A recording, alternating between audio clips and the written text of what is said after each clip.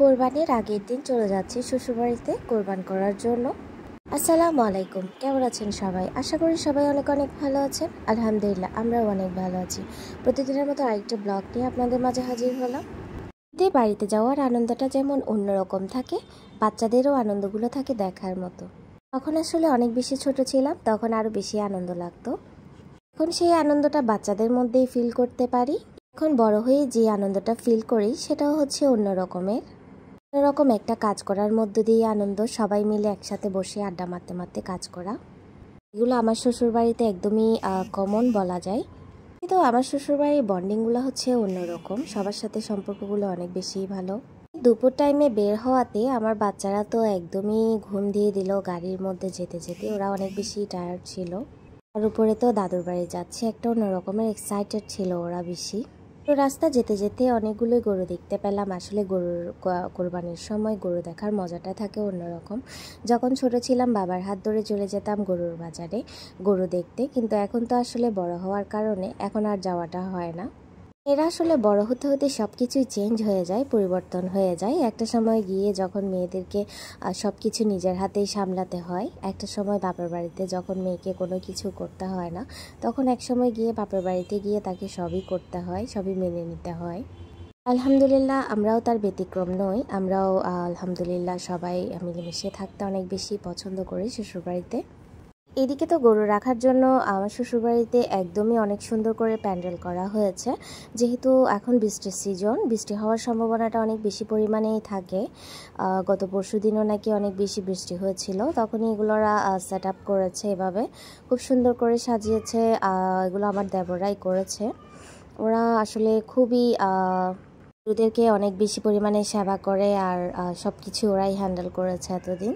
এদিকে তো বাচ্চারা গ্রামের বাড়িতে এসে ওরা আর কোনোভাবেই ঘরে ঢুকতে পারছেই না। ওদেরকে নিয়ে বাইরে আমাদের উঠোনে বসে থাকতে হলো, কারণ ওরা অনেক বেশি খেলাধুলা করছিল।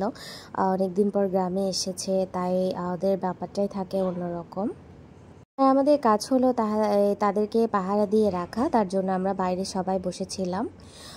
আমাদের ম্যাক্সিমাম টাইম বাইরে বসে সবাই আড্ডা দেওয়া হয় গ্রামের বাড়িতে, যখন সবাই একসাথে ঈদে কোরবানি একত্রিত হই, সবাই মিলে অনেক বেশি মজা করা হয়। তখনই আসলে ঈদ একটা আমেজ চলে আসে। এদিকে তো অনেক সুন্দর করে লাইটিং করেছে আমার দেবররা। ওরা আসলে এগুলো তো অনেক বেশি পরিমাণেই পটু। আর এইবারে মাশাল্লাহ গরুগুলো অনেক পরিমাণে ভালো হয়েছে। সবাই অনেক ভালোভাবে গরু পেয়েছে, সবাই সবারটা কিনে নিয়ে এসেছে। আর এখন এই গরুগুলো দেখাশোনা করার দায়িত্ব পড়েছে তাদের উপরে। যেহেতু অনেকেই রোজা রেখেছিল আমাদের পরিবারের, আমার যা শাশুড়িরা সবাই রোজা রেখেছিল, তাই ওদের সাথে ইফতার করতে বসে গেলাম। ইফতার করে আমরা আসলে কাজে লেগে গেলাম, যেগুলো আসলে কোরবানির আগের দিন থাকে কাজ। পেঁয়াজ রসুন সব কেটে কুটে ঠিক করে নিয়েছি। আজকে কোরবানির দিন, এই তো কাটাকুটি শুরু হয়ে গেছে। এগুলো আসলে সবাইকে যেগুলো দেওয়া হয় ওগুলোই, মাংসগুলো ভাগ বাটোয়ারা করে রাখা হচ্ছে এখানে। আলহামদুলিল্লাহ, এগুলো আমার শ্বশুরবাড়িতে আসলে দেখার মতোই। সকাল থেকে অনেক পরিমাণে ভিড় থাকে, সবাই লম্বা লাইন ধরে রাখে, এখানে মাংস নিতে আসে ওরা। ঠিকই তো কাটাকুটি আলহামদুলিল্লাহ অনেকটাই শেষ হয়ে গেছে। এবার অনেক কিছু কাজ থাকে, ধোয়া, আবার এগুলোকে একটু সেটিং করে নেওয়া। মাংসগুলোকে এদিকে অনেকগুলো চুলায় মাংস বসিয়ে দেওয়া হয়েছে, অলমোস্ট ওগুলো হয়ে যাচ্ছে। শুরুতে যে কাজগুলো থাকে ওগুলো ওরা ছেলেরাই সেটেল করে ফেলে, আর পরে দিয়ে রান্নাবান্নার কাজটা থাকে আমাদের উপরে, ওগুলো আমরা নিজেরাই করি।